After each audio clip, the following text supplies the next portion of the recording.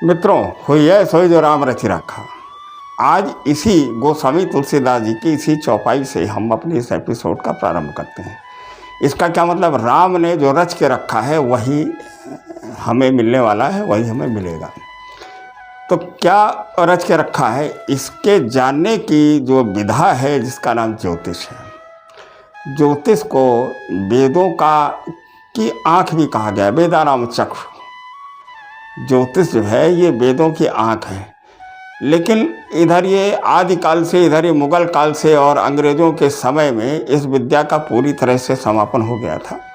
आज़ादी के बाद से इस पर लोगों ने बहुत काम किया है और इसे अपने एक व्यवसाय के रूप में इसको इन्होंने बना लिया।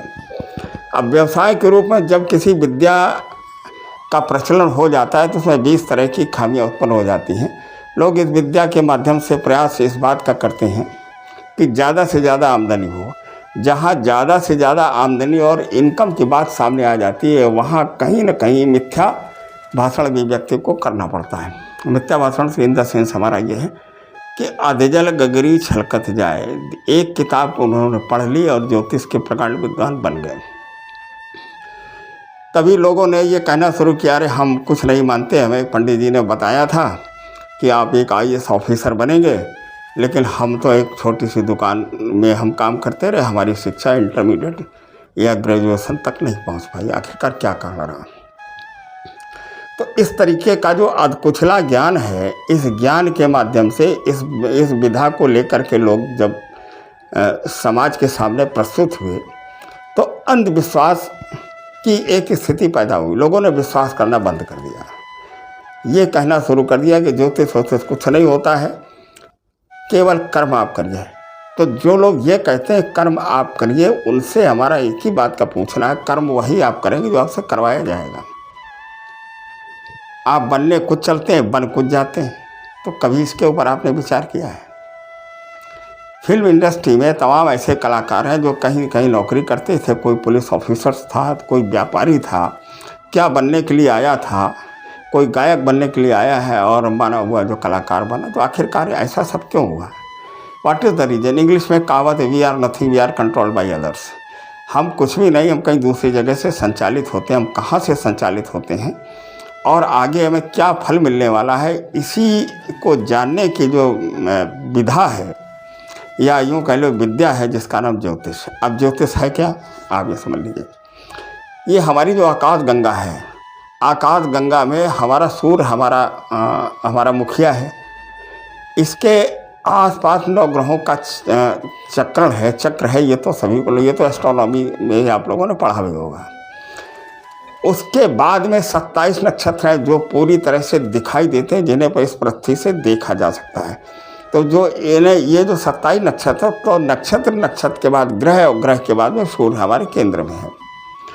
तो इस पूरे ब्रह्मांड को 27 नक्षत्र, हालांकि 28 नक्षत्र होते हैं, लेकिन जो 28वां नक्षत्र उसका थोड़ा सा हिस्सा है तो उसे हटा दिया गया है। तो 27 नक्षत्रों को हमने क्या किया, 12 से भाग दिया, क्योंकि सूर्य की जो चाल होती है वो एक माह में सूर्य एक राशि को चेंज कर जाता है। माने एक साल में सूर्य अपनी उसी जगह पर आ जाता है जहाँ से वो प्रारंभ, माने मेष से प्रारंभ होता है तो मेष में ही वो चला आ जाता है। तो जब सूर्य की जो गति है वो 12 महीने में में वो पूरी चेंज होती है। तो हमने इस पूरे ब्रह्मांड के नक्शे को 12 भाव में चेंज कर दिया। अब जब 12 भाव में चेंज कर दिया तो जन्म के समय जिस व्यक्ति का जहाँ जन्म होता है उस स्थान पर हम उन ग्रहों का फोर्स निकालते हैं। मान लीजिए किसी व्यक्ति का जन्म उत्तर प्रदेश के किसी ज़िले में हुआ, वहाँ पर अक्षांश और देशांतर रेखा के हिसाब से हमने 9 ग्रहों का फोर्स निकाल करके, और उस समय यह देखा कि जन्म के समय उस व्यक्ति के को जो ग्रहों का नक्शा था किस तरह का था। मान लीजिए किसी व्यक्ति का जन्म 13 अप्रैल को हुआ है, तो सूर्य उसमें आपका मीन राशि में होगा और बाकी सारे ग्रह किस राशि में हैं तो उन्हें उस हिसाब से राशियों में रख दिया गया। अब उन्हीं के फोर्स को निकाल करके हम ये जानने का प्रयास करते हैं कि आगे आने वाला भविष्य कैसा होगा। अब हम समझ लेते हैं उन 12 भावों से किन किन बातों की हम गणना करते हैं। फिर अभी मूल टॉपिक पर आते हैं। हमारा जो मूल टॉपिक है विश्वास या अंधविश्वास उपायों से कितना लाभ होता है। ज्योतिष के विषय में कुछ अनसुलझे प्रश्न हैं जिनके आज हम जवाब देंगे। आप इस वीडियो को अंत तक देखते रहिए और आपसे हमारा निवेदन है कि इसे आप लोग सब्सक्राइब अवश्य करें। अब जो 12 भाव हैं हमारे, इन 12 भाव में प्रथम भाव से तो हम उस व्यक्ति को देखते हैं कि जन्म के समय जो लग्न हमारी उदित होती है तो उसी के हिसाब से जो फिजिकल स्ट्रक्चर है उस व्यक्ति का बनता है।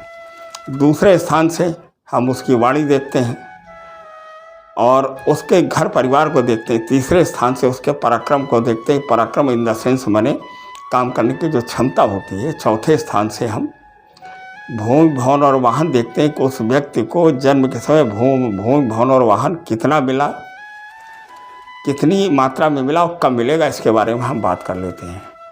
अब पंचम स्थान से हम उसकी शिक्षा देखते हैं, प्लस संतान देखते हैं और प्रेम भी देखते हैं। छठे स्थान से रोग ऋण और शत्रु देखते हैं। सातवें स्थान से उसका पार्टनर, लाइफ पार्टनर माने उसकी पत्नी, या अगर व्यापारी है तो यहाँ से व्यापारी को भी देखते हैं। आठवें स्थान से आयु को देखते हैं। नवें स्थान से भाग्य और धर्म को देखते हैं। 10वां स्थान केंद्र का स्थान है। केंद्र के स्थान 4 हैं, पहला, चौथा, 7वां और 10वां। 10वां स्थान ये सम्मान का स्थान है। सूर्य इस स्थान पर 12 बजे की में आता है तो सूर्य इस स्थान पर बनी होता है। सूर्य सम्मान का कारक है। 11वें स्थान से हम लाभ को देखते हैं, 12वें स्थान से हम व्यय को देखते हैं। हमने जितना ज़िंदगी में हमें जो कुछ मिला है, ये मान्यता ऐसी है कि हमने पूर्व जन्म में जो भी कार्यक्रम किया है वो ग्रहों के रूप में ग्रह हमें इस जीवन में देने वाले हैं। वो देंगे कब? जब हमारी उस ग्रह की महादशा आएगी। आप ऐसे जो समझ लीजिए कि आपको एक 10,000 रुपये का ड्राफ्ट मिलना है। दिल्ली से ड्राफ्ट चला, आपको मालूम, माने कुंडली आप पैदा हो गए, कुंडली आपकी बन गई, आपको ये मालूम है कि आपको राजा बनना है, कब बनना है। इसका मतलब ये वही 10,000 का ड्राफ्ट आपको मिलना। वो आपको तब मिलेगा जब डाकिया आपके दरवाजे से मूवमेंट करेगा और नॉक करेगा कि आप अपना ड्राफ्ट ले लीजिए। तो जब ग्रह की दशा, महादशा, अंतरदशा, प्रत्यांतर दशा चलती है तो उस ग्रह से संबंधित अच्छे और बुरे फल हमें मिलते हैं, जिनका हमें उपयोग मतलब भोग करना पड़ता है। उपयोग तो नहीं कहेंगे, उपयोग तो शब्द उचित नहीं, जिनका हमें भोग करना पड़ता है। इच्छा होती तो भी, नहीं इच्छा होती तो भी हमें उनकी जवाबदेही होती है। अगर अच्छे ग्रह, अगर अच्छी दशा मिल रही है तो अच्छा फल हमें मिलता है। माने हम राजा भी बन सकते हैं, हम राजनीति में भी जा सकते हैं, हम पैसे वाले भी बन सकते हैं, हम एक ऊंचे शिक्षित व्यापारी भी बन सकते हैं। और अगर उस समय अच्छे ग्रह की दशा नहीं चलती है तो हो सकता है कि जो कुछ आपको मिला है भी चला जाए। तो ये तो हमने भावों की बात कर दी। अब आपका जो मूल प्रश्न है कि विश्वास है अंधविश्वास है, देखिए ऐसा है, एक एक ग्रह का एक एक नेचर होता है। जैसे सूर्य हमारे सम्मान का कारक है, सूर्य के अंदर तेजी होती, गर्मी होती है। चंद्रमा माता का और शीतलता का प्रभाव रखता है। बुध हमारे बुद्धि और विवेक का कारक है। बुद्ध से बुद्धि और विवेक को हम जो देखते हैं। गुरु से हम धर्म देखते हैं। IQ लेवल हम जो देखते हैं, त्वचा का रंग देखते हैं, शरीर का गठन देखते हैं। शुक्र से सैया सुख देखते हैं, भौतिक संसाधन देखते हैं, आपके पास कितनी गाड़ियाँ होने वाली हैं, कितना आपका धन संपत्ति होगी, ये हम शुक्र से देखते हैं। पत्नी का सुख आपको कितना ज़्यादा मिलेगा। शनि चूँकि दंडाधिकारी हैं, शनि के बारे में कलयुग में शिव जी से इन्हें वरदान प्राप्त है कि कलयुग में लोगों के कर्मों का हिसाब किताब आप रखेंगे तो शनि हमारे दंडाधिकारी। शनि का कलर काला है। अगर किसी की मकर और कुंभ लग्न है तो उनका रंग दबा हुआ है। शनि का जो नेचर है ये श्रमिक वर्ग का प्रतिनिधि है। और तो शनि से अगर आप गलत काम करेंगे तो शनि से दंड अवश्य मिलेगा। अब रह गया राहु और केतु। राहु और केतु ग्रह नहीं है।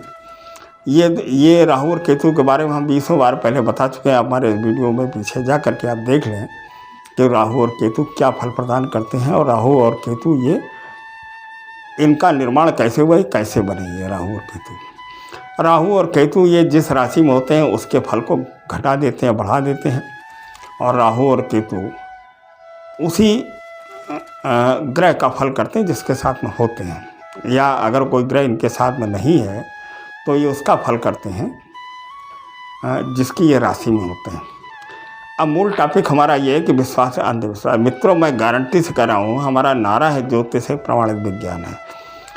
अगर सूर्य एक हफ्ते ना निकले तो हाय तौबा मच जाती है, पूरे ये दशा हो जाती है। कभी कभी बरसात में 3-3, 4-4 दिन सूर्य भगवान के दर्शन नहीं होते हैं।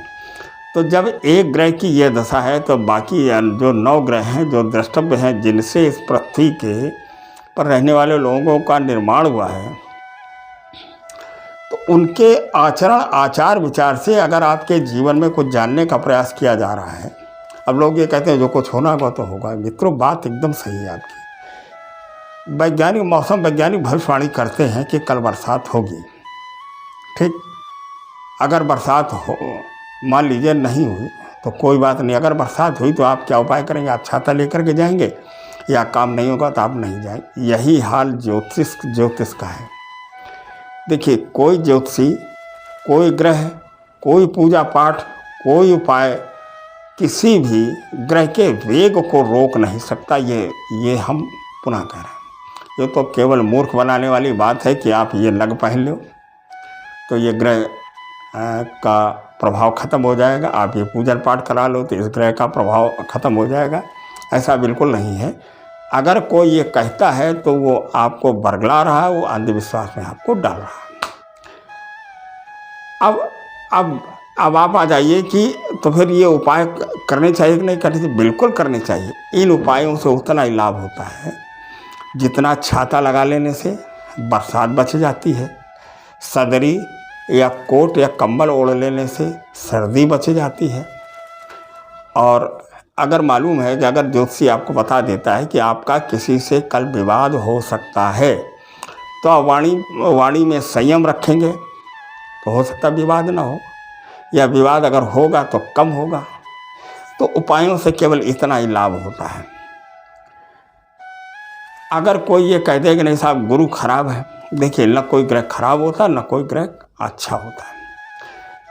एवरी प्लैनेट से ये जो सारे ग्रह हैं ये उनके स्थान पर निर्भर करते हैं, माने डिपेंडेंट ऑन पोजीशन। जन्म कुंडली में वो ग्रहों की जो स्थिति है, उनका जो डिग्री बल है, उसके हिसाब से वो अपने के प्रभाव को घटाते और बढ़ाते हैं। अब लोग ये कहते हैं ये सब अंधविश्वास वाली बात। एक छोटी सी कहानी मैं आपको सुनाता हूँ। कहानी क्या, ये सच्चाई है। हमारे एक मित्र हैं जो बैंक अफसर हैं। क्योंकि हमारे मित्र हैं तो लिहाजा वो भी ज्योतिष को नहीं मानते, बोले कि मैं नहीं मानता हूँ, जो है ज्योतिष वगैरह जो कुछ होना होगा वही होगा। हमने कहा बात एकदम सही है। कहले मुझे अपने हाथों पर भरोसा है। हमने कहा हाथों पर तो भरोसा हर आदमी को है, मैं तो अपना काम करता हूँ। हमने कहा कौन सा काम करते हो? कहले मैं तो बैंक हूँ। हमने कहा क्या तुमने सोचा था कभी हम बैंक में बनेंगे? कहले नहीं सोचा था। हमने कहा फिर बैंक में कैसे बने? ये आपने कभी सोचा? नहीं सोचा। मैं बताता हूँ। हमने कहा देखो, ऐसा तुम्हारी एक दुर्घटना संभव है, संभावित है, हो सकता है कि आपकी कोई दुर्घटना हो,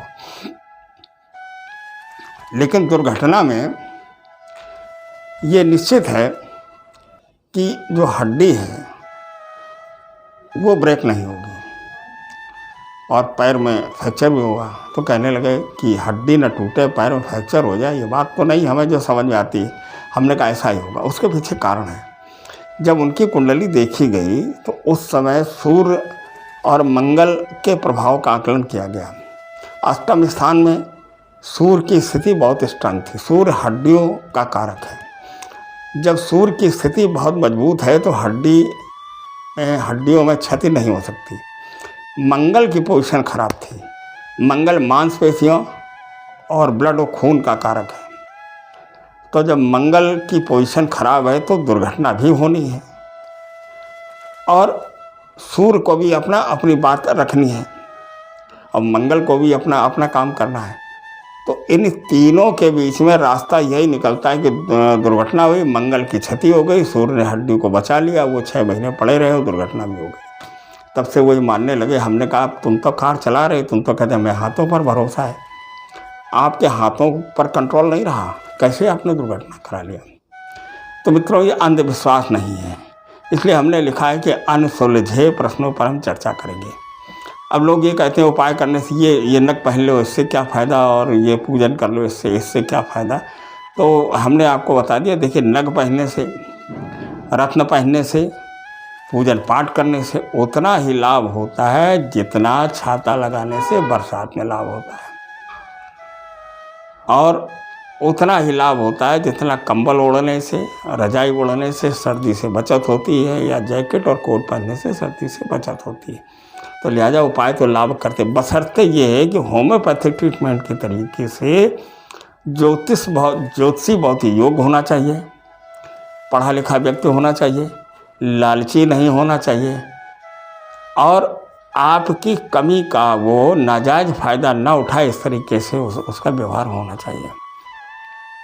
तो मित्रों, आप लोग जब भी कभी जन्मांक को दिखाएं तो किसी ऐसे आचार्य के पास आते हैं जिस आचार के अंदर ये सारे गुण हों। आजकल तो जगह जगह दुकानें लोग खोले बैठे हैं, एक किताब पढ़ ली, 12 भाव उन्होंने देख लिए, कहने लगे आज कर्मकांडी से कुंडली आप दिखाएंगे, वो निश्चित पूजन पाठ, और पूजन पाठ में भी किसी ग्रह के उपचार को नहीं वो बता पाए, वो मालूम क्या कहेगा, सतचंडी पाठ करा लो, सुंदरकांड पाठ करा लो, ठीक, भगवत गीता जो करा लो, है ना। जबकि ग्रहों की जो पूजा होती है वो बिल्कुल अलग स्पेशल तरीके से होती है। अगर कोई ग्रह आपको अच्छा रिजल्ट नहीं दे रहा है तो ग्रहों की पूजा शास्त्र सम्मत ही होनी चाहिए और आपको लाभ मिलेगा। देखिए 100% लाभ संभव नहीं है, इस आश्रय में न रहें कि हमने कह दिया 100% लाभ होगा। उतना ही लाभ होगा जितना अभी हम आपको बता चुके हैं कि इतना ही लाभ संभव है, इससे ज़्यादा लाभ संभव नहीं है। अब इन सारे हमारे वक्तव्यों स्टेटमेंट से आप इससे विश्वास या अंधविश्वास आपको क्या लगता है, ये हम आप पर छोड़े दे रहे हैं। और एक बात हम ये कहेंगे, हमारे इस चैनल को सब्सक्राइब करें, शेयर करें और अन्य लोगों को भी इसके बारे में बताएं, और ज्योतिष पर भरोसा रखें, विश्वास रखें, और ज्योतिषी में जो गुण होने चाहिए जो अभी हमने आपको बताए उन्हीं से ही आप जन्मांक को दिखाएं। अगर आपको हमसे परामर्श लेना है तो हमारे इस चैनल पर नीचे एक नंबर दिया गया है, इस पर आप मैसेज करें और अपॉइंटमेंट लेकर के कुंडली का विश्लेषण आप करा सकते हैं। अब मिलेंगे आपसे किसी नए टॉपिक के साथ में। धन्यवाद, नमस्कार, जय श्री राम।